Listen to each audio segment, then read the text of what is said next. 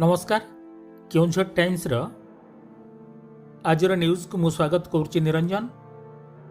पाटणा गोष्ठी स्तरीय समीक्षा बैठक तथा जीवन जीविका योजना बैठक एथिरे मुख्य अतिथि भाव में पाटणा विधायक श्री जगन्नाथ नायक जोग देथिबा बेले पाटणा ब्लॉक अध्यक्ष श्री विश्वनाथ नायक अध्यक्षता करथिले।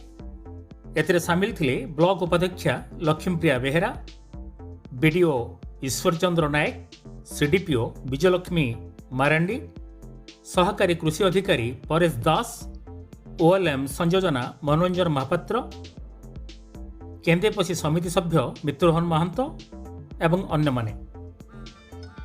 पाटणारू रंजन बारिकी रिपोर्ट, केन्दुझर टाइम्स।